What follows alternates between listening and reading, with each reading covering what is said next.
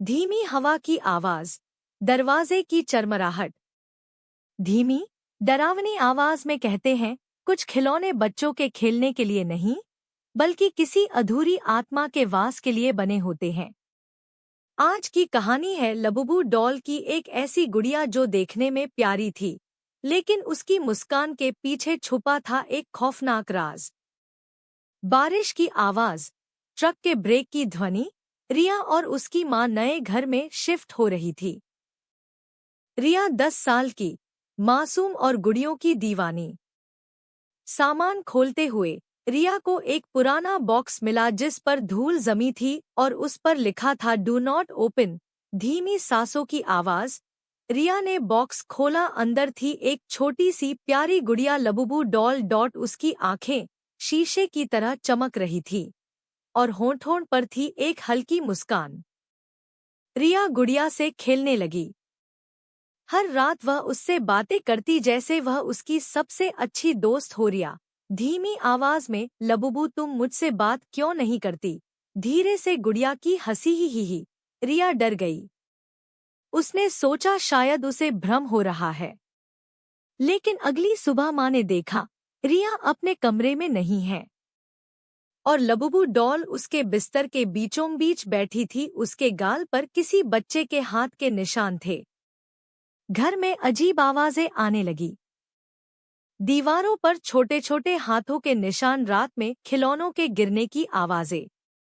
रिया की मां ने सोचा शायद यह उसकी बेटी की शरारत है।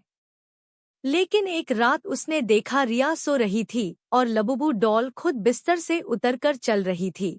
धीमी चरमराहट और फर्श पर पांवों की आवाज।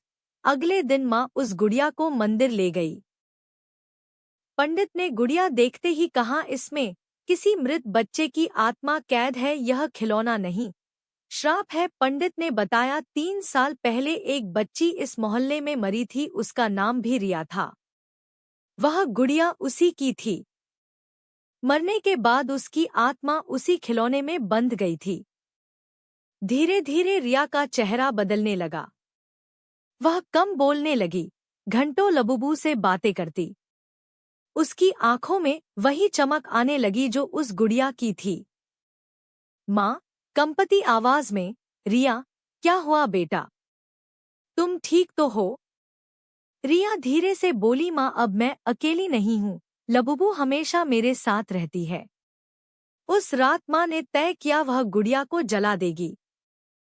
तेज हवा की आवाज, दरवाजा बंद होने की ध्वनि। लेकिन जैसे ही उसने आग लगाई, रिया जोर से चीखी, मत जलाओ, वो मेरा हिस्सा है। गुड़िया जलने लगी। रिया बेहोश हो गई और जलते हुए कमरे में सिर्फ एक आवाज गूंजी, हमेशा साथ रहेंगे। अगली सुबह रिया जागी।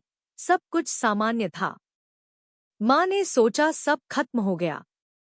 लेकिन जब उसने कमरे की खिड़की खोली, वहां जल चुकी गुड़िया की राख में से फिर वही मुस्कुराता चेहरा झलक रहा था। कुछ चीजें मिटती नहीं। लबुबू डॉल आज भी कहीं किसी बॉक्स में मुस्कुरा रही है, किसी नए घर, किसी नई रिया का इंतजार करती हुई। धीमी हंसी की आवाज ही। अगर आपको ये कहानी पसंद आई तो लाइक करें, सब्सक्राइब करें और कमेंट में लिखें, क्या आपने कभी कोई खिलौना देखा है जो अपने आप हिलता हो?